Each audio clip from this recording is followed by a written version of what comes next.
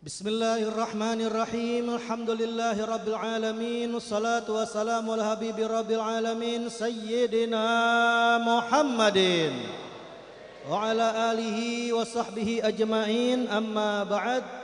Meneruskan istiqamah kita setiap malam Selasa membahas di dalam kitab Khasaisil Ummah Muhammadiyah, kemuliaan-kemuliaan yang dimiliki oleh umat baginda kita Nabi Muhammad sallallahu alaihi wasallam, yang dirangkum oleh As-Sayyid Muhammad bin Alwi Al-Maliki Al-Hasani, yang minggu-minggu kemarin di dalam Al-Quran telah disebutkan beberapa sifat yang dimiliki oleh umat Nabi sallallahu alaihi wasallam. Di dalam firman-Nya Allah Subhanahu wa taala, yaitu yang berbunyi a'udzubillahi minasyaitonirrajim, Muhammadun Rasulullah والذين معه أشداء على الكفار رحماء بينهم تراهم ركعا سجدا يبتغون فضلا من الله ورضوانا سيماهم في وجوههم من أثر السجود ذلك مثلهم في التوراة ومثلهم في الإنجيل. Maka yang uniknya pada malam hari ini, beliau As-Sayyid Muhammad bin Alwi Al-Maliki tidak membahas tentang Al-Quranul Karim, akan tetapi membahas tentang kitab-kitab yang terdahulu sebelum Al-Quran. Dan ini diabadikan oleh ahli hadis yang disebutkan oleh beliau, qala radhiyallahu ta'ala anhu wa nafa'ana bih wa bi ulumih fid darin amin, wa akhraja ad-Darimi fi musnadihi wa Ibnu Asakir an Ka'bil Ahbar gala. Ini adalah riwayat yang dikumpulkan oleh Imam Darimi di dalam kitab musnadnya, begitu juga Imam Ibnu Asakir langsung dari seorang ulama Yahudi, ulama yang ngerti kitab Taurat yang diturunkan oleh Allah ke Nabi Allah Musa alaihissalam. Akan tetapi ini ulamanya masuk Islam di zaman Sayyidina Umar ibn al-Khattab radhiyallahu ta'ala anhu, dan ini sering kita baca di dalam kitab Maulid Ad-Diba, yaitu siapa? Beliau adalah Imam Ka'ab al-Ahbar. Apa kata beliau?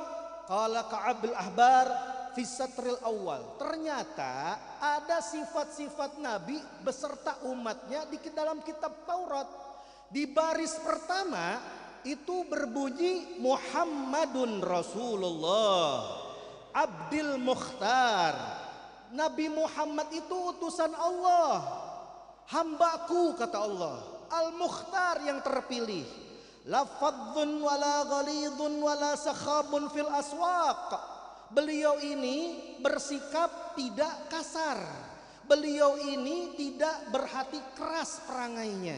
Beliau ini adalah sosok yang tidak teriak-teriak bersuara lantang di pasar-pasar. Wala yajzi bisayyi'ati sayyi'ah. Dan sosok beliau ini tidak membalas orang yang berbuat jahat kepada beliau dengan kejahatan. Kalau ada orang yang jelekin beliau, beliau tidak membalaskan untuk menjelekannya orang tersebut. Akan tetapi seperti apa? Beliau membalas, walakin ya'fu wa yasfahu wa yaghfiru. Rasulullah kalau disakiti, Rasulullah akan membalas dengan apa? Ya'fu, beliau memaafkan. Wa yasfahu, beliau mentoleran. Wa yaghfiru, dan beliau mengampuni kesalahan orang yang berbuat salah kepada beliau. Bahkan disebutkan tempat lahirnya, mauliduhu bi Makkah, tempat lahirnya beliau di kota Mekah. Wa hijratuhu bi Thaibah, bahkan tempat hijrahnya disebutkan di dalam kitab Taurat, yaitu di kota Madinah.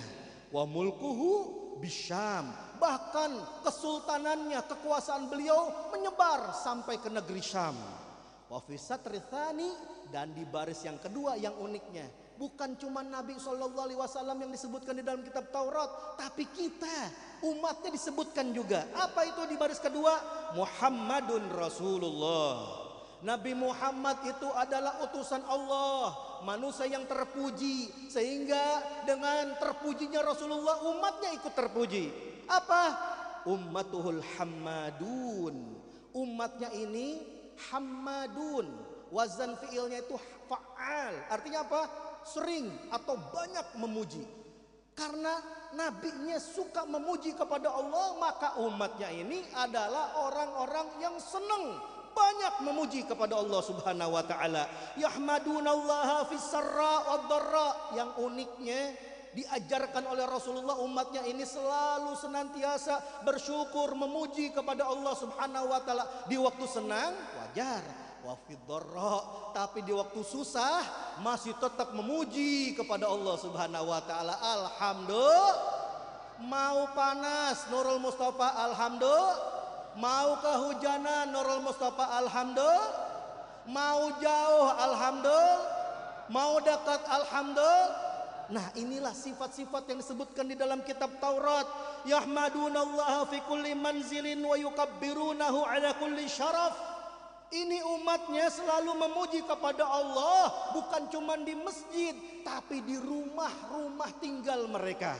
Bahkan di setiap tempat-tempat yang mulia, mereka bertakbir, meninggikan Allah Subhanahu wa taala, membesarkan namanya, Allahu Akbar. Dan luar biasanya disebutkan juga, ru'atus syams yusalluna salata idza jaa waqtuha. Mereka adalah umat pemerhati, pengamat peredaran daripada yaitu pergerakan matahari. Mereka akan mengerjakan, mendirikan sholat kalau sudah datang waktunya. Di waktu subuh, kalau sudah yang namanya matahari mulai terbit di waktu fajar, membentang garis lurus di arah ufuk timur, maka waktu sholat subuh masuk.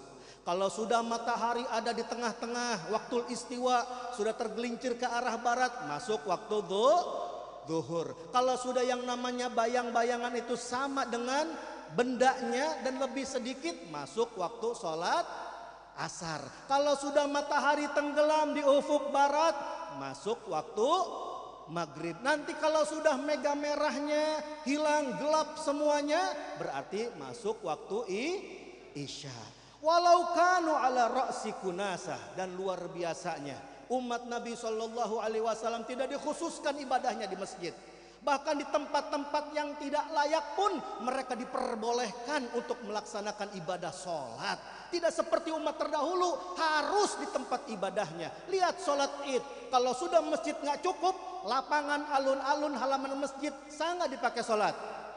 Sah. Bahkan jalanan-jalanan bisa dipakai untuk sholat. Ini umat Nabi SAW. Bahkan sifatnya disebutkan, wa yataziruna ala awsatihim, dan mereka mengikat sarung-sarung mereka pada pertengahan perut pinggang mereka. Bayangin, pakai sarung aja sebelum kita make udah disebutin dari zaman Nabi Allah Musa, umat Nabi SAW akan mengikuti daripada yaitu Rasulullah memakai daripada yaitu sunnahnya sarung. Wa yuwabbi'una atrafahum. Bahkan cara bersucinya telah disebutkan di dalam Taurat bahwasannya umat Nabi SAW akan membasahi ujung-ujung anggota tubuh mereka dengan air wudhu, kepala mereka, tangan mereka, kaki mereka. Dan yang luar biasanya di akhir, wa aswatuhum billaili fi jawwis sama ka aswatin nahl. Dan suara gemuruh ibadah mereka di waktu malam itu, suaranya ternyata sampai ke angkasa langit, terdengar oleh penduduk langit laksana bagaikan suara dengungan seekor lebah. Jadi kalau kita di waktu malam kita baca zikir, kita baca Quran, terdengar sampai ke langit, hadirin. Bahkan kita punya guru, kenapa? Kalau setiap majelis, ayo keraskan suaranya, ayo teriakan nama daripada salawat baginda Nabi Muhammad sallallahu alaihi wasallam. Sallu ala Nabi Muhammad. Sallu ala Nabi Muhammad. Sallu ala Nabi Muhammad. Ini dibanggakan oleh para malaikat langit, dilihat oleh Allah karena suara kalian terdengar sampai ke atas langit, sebagaimana telah disebutkan di dalam kitab Taurat, tanda bahwasannya majelis yang kita hadiri dan kita istiqomahkan ternyata sifat-sifatnya ada di dalam kitab Taurat. Rabbi fanfa'na bi barakatihim wahdinal husna bi hurmatihim wa amitna fi tariqatihim wal mu'afati minal fitani wal afu minkum. Wassalamualaikum warahmatullahi wabarakatuh.